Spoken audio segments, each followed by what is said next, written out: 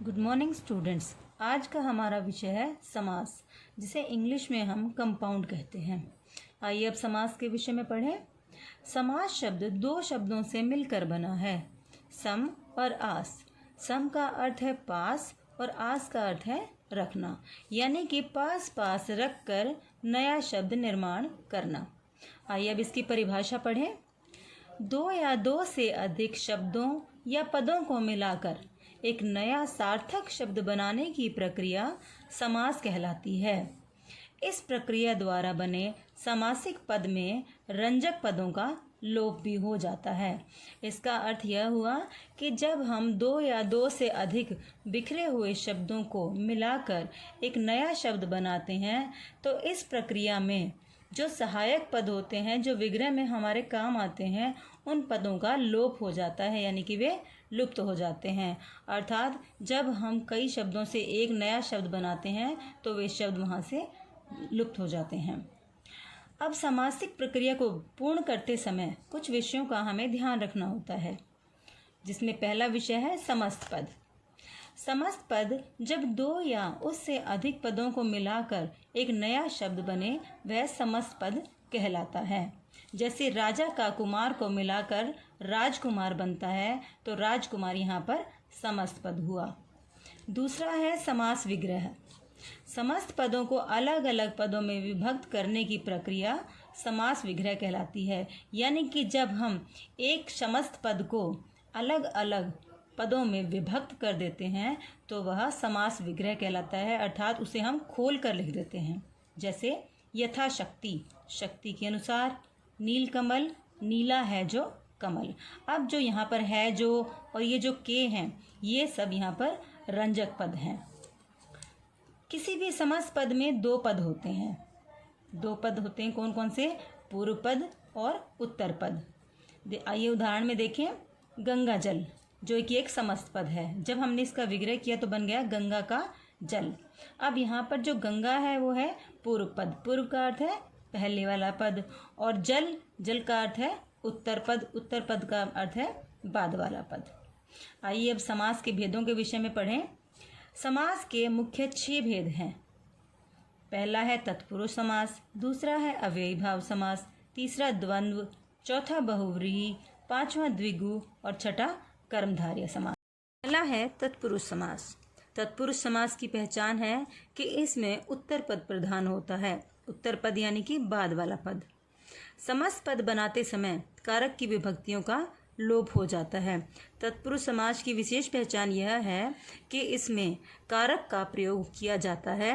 तो जब हम समस्त पद बनाते हैं तो वहाँ कारक की विभक्तियों का लोप हो जाता है, और जब हम समास विग्रह करते हैं तो उस समय कारक की विभक्तियों का प्रयोग होता है। इसमें विशेष ध्यान देने योग्य बात यह है कि कारक के 8 भेदों में से कर्ता कारक और संबोधन कारक को छोड़कर अन्य 6 भेदों द्वारा तत्पुरुष के भेदों का निर्माण होता है, जिनमें से पहला भेद है कर्म तत्पुरुष। इसमें समस्त पद बनाते समय कर्म कारक की विभक्ति को का लोप हो जाता है। जैसा कि हम सबको पता है कि कर्म कारक का विभक्ति चिन्ह है को, तो जब हम इसका समस्त पद बनाते हैं तो उस समय को विभक्ति चिन्ह का लोप हो जाता है और विग्रह के समय इसका फिर से प्रयोग होता है। उदाहरण के माध्यम से देखते हैं। स्याही चूस, स्याही को चूसने वाला। स्याही चूस जो कि एक समस्त पद है, परंतु स्याही को चूसने वाला इसका विग्रह है, तो विग्रह में हमने कारक चिन्ह का प्रयोग कर लिया है। मनोहर, मन को हरने वाला। चिड़ी मार, चिड़ी को मारने वाला। दूसरा है करण तत्पुरुष।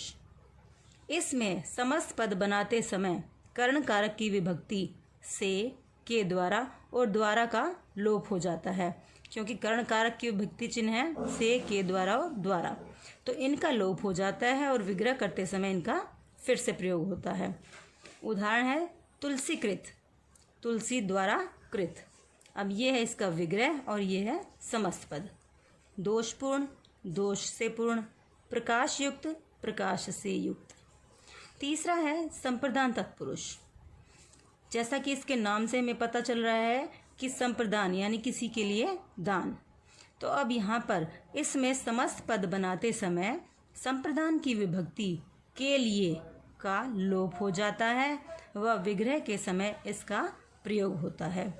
उदाहरण देखते हैं। धर्मशाला।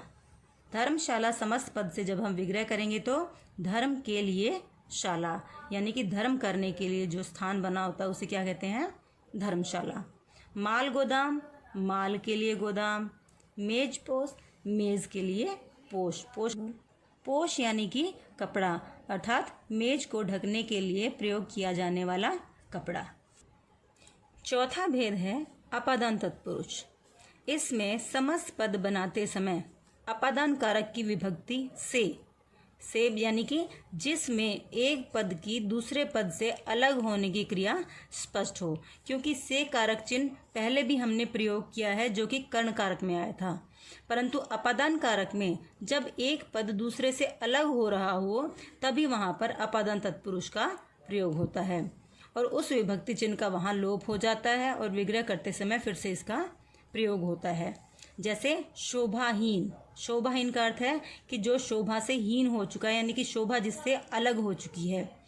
तो इसका विग्रह करते समय हम इसके कारक चिन्ह का प्रयोग करेंगे शोभा से हीन। दोष मुक्त, यानी कि दोष से अलग हो चुका है, दोष से मुक्ति हो चुकी है, दोष से मुक्त। पथ भ्रष्ट, पथ से भ्रष्ट। पांचवा भेद है संबंध तत्पुरुष।